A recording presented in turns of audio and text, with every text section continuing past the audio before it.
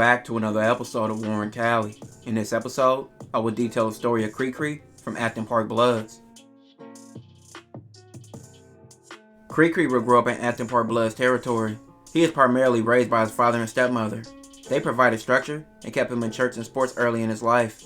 Like most kids in the early 80s, he was into hip-hop and also the breakdancing scene. But by the time that crack took over the streets of Los Angeles in the mid-80s, it would take over most of the youth's lives. Many became drawn in by the money that crack could make and became infatuated with the money it could bring in. Many older guys in the urban community flaunted money in various ways, from cars, clothes, jewelry, and even women. And Kre Kre was one of those kids who wanted to make money, and selling crack and becoming a drug dealer is what he took up.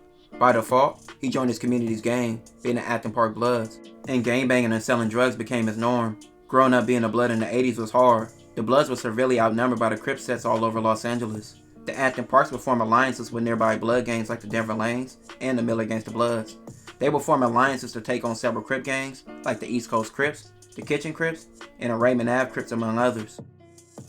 And Kre Kre was fully involved in everything in the streets, from drug dealing, fighting rivals, having shootouts with rivals, and going in and out of jail during his teenage years. That led to his arrest as a teenager over a gun, which he would go to fire camp to serve his time.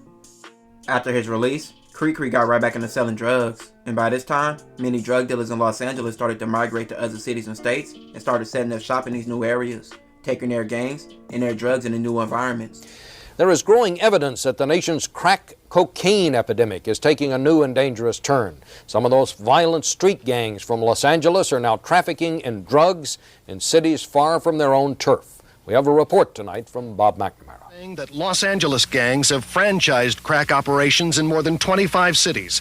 Towns as unlikely as Omaha, Kansas City, Denver, even York, Pennsylvania, bedrock middle America. It's a matter of economics. A rock of crack cocaine is $25 in Oklahoma City. In LA, you can probably buy the same rock for $5 or $10. LA gang members seen the profit they could make going to these new untapped markets. They would be under the radar with these places not having a clue who they were and what they were doing there. Kre Kre would be one of those dudes. He left to Kansas to set up shop, and the fast money took over his life. He was going back and forth to LA to go get his drugs, then go to Kansas and other states to sell them. This became addictive to him, with all the money he had flowing in. By the late 80s, many states in America began to crack down on drug dealers and began giving big time to small time dealers to major ones. And after going on a run of selling drugs for years, Kre Kre would officially be caught with over 1,000 grams of crack. This had him facing over 20 years in prison. From behind bars, Kre Kre's name was ringing in the streets so much, Rollin' 30 Crip rapper Kiki Loco, who had a growing fame in the rap scene, would diss him on the song. He was stating the song, "I'm on a foot mission in the APBs, finna smoke Kre Kre." That goes to show you, Kre Kre's name was really out there in the streets ringing.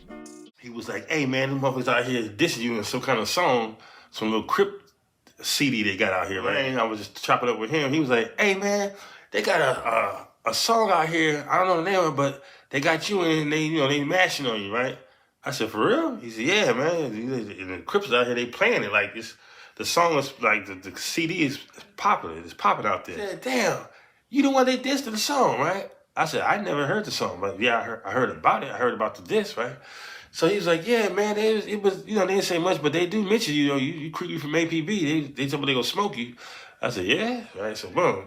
So he said, "I thought you was a big dude, man. You know what I'm saying? You wear glasses and shit. I thought you was a big old black dude. The way I don't know why they was sensitive about you." He said, "You got beef with him?"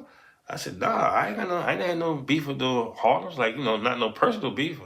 I mean, we see each other in traffic. I'm a Blood, they're a Crip. We bang on each other. That was it. It never went no further than that. I don't, our hood and they hood, our hood in 30s is 90 blocks away, from 30 to the 120th. That's 90 blocks, right? So, boom." By 1990, Kre Kre, who was only around 19 years old, would face that time. He received 20 years, which would be fed time, and served in Colorado. Kre Kre would spend a huge portion of his life behind bars, and he wouldn't be released until he was 37.